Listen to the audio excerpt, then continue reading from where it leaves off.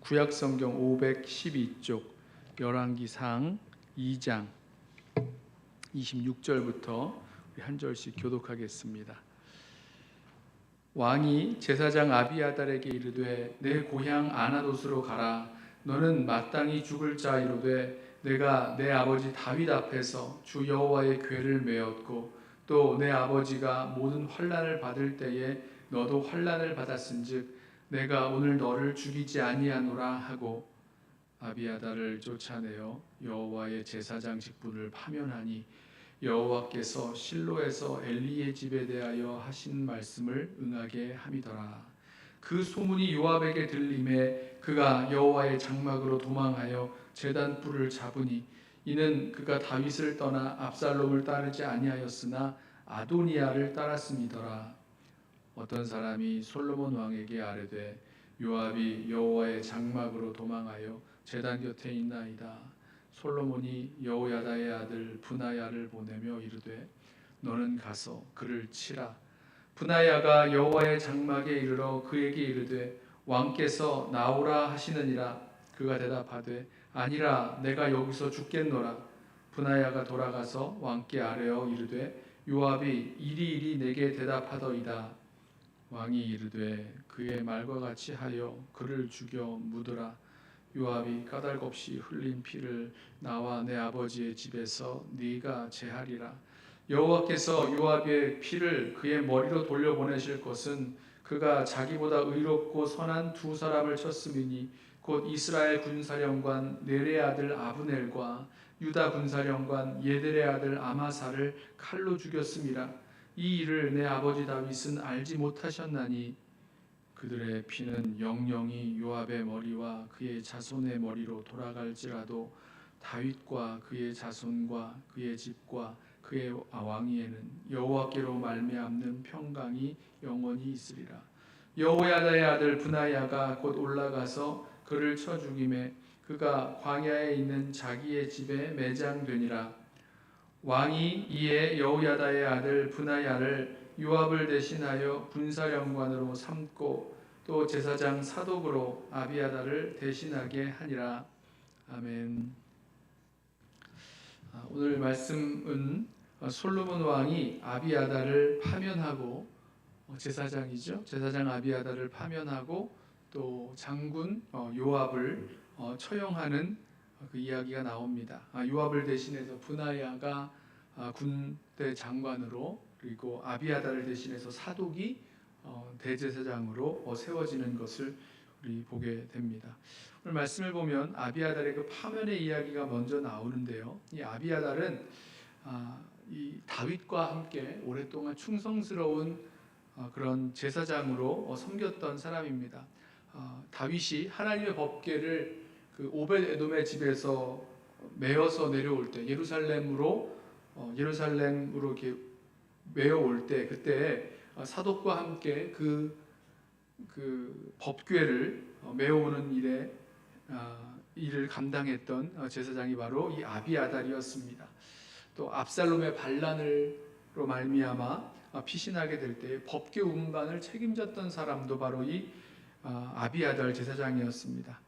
다윗이 사울의 추격을 받을 때 도망칠 때죠. 그때 다윗과 함께 했던 제사장, 그리고 다윗이 압살롬을 피해서 압살롬이 반역을 해서 이제 다윗이 도망칠 때에 그때에도 다윗을 도와주었던 다윗과 함께 했던 그 제사장이 바로 이 아비아달 제사장입니다. 그런데 아비아달이 아도니아의 반역에 함께 했죠.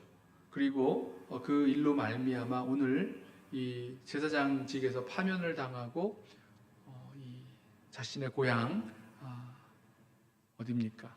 그 아나돗으로 가게 되는 것까지 보게 되어집니다.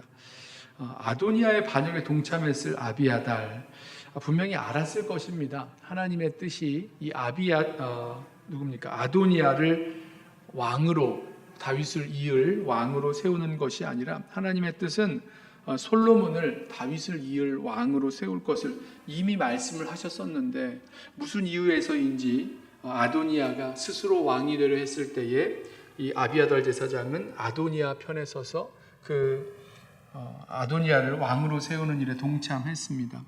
어쩌면 이것은 오늘 말씀을 보면 이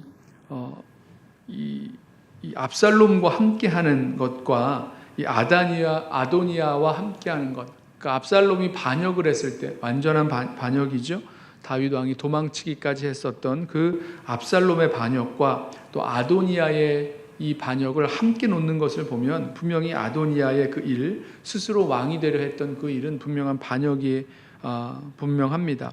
하나님의 뜻은 솔로몬을 왕으로 세우는 것임을 분명히 알았을 텐데 아비아달 제사장은 그 하나님의 뜻을 붙들지 아니하였고 그 뜻을 따르지 아니하였고 아도니아의 반역에 동참하게 되죠. 한순간의 그 불순종이 오랫동안 있었던 그 충성의 열매를 다 무마해버리는, 다 없애버리는 그런 결과가 되어버렸습니다. 그 결과 이 아비아달 제사장은 제사장직에서 파면을 당하고 또 고향 아나돗으로 돌아가게 되는, 예루살렘을 떠나서 고향 아나돗으로 가게 되는 것 우리 함께 보게 됩니다. 우리 예레미야서를 우리 묵상할 때 기억하시죠? 예레미야가 어디 출신의 제사장입니까? 아나돗 출신이죠. 아나돗이 제사장들이 사는 그런 제사장의 성읍이었던 것 우리 알고 있습니다. 또 한 가지는 요압 장군의 죽음인데요. 요압 장군도 다윗과 함께 아주 충성스러운 군대 장관이었죠. 수많은 전쟁들 다 요압 장군이 감당했던 것이고요. 물론 다윗도 그 전쟁에 참여했지만 다윗의 오른팔과 같은 그런 군대 장관으로 이 이스라엘 나라를 세우는 그 일에 아주 혁혁한 공로를 세운 군대 장관인 것은 분명합니다. 하지만 요압 장군이 이 다윗과 함께 했을 때에 무제한 피를 흘렸던 일이 있었습니다. 다윗이 원했던 것이 아니었어요. 다윗 왕이 명령한 것도 아니었고 다윗 왕이 그 일에 요청한 일도 없었는데 요압이 스스로 이 무죄한 피를 흘렸던 것을 우리 알고 있습니다. 다윗과 평화협정을 맺은 군대 장관 아브넬이 돌아가는 그 길에 그 아브넬을 불러서 그 몰래 그를 찔러 죽이게 되죠. 다윗은 아주 놀랐을 것입니다.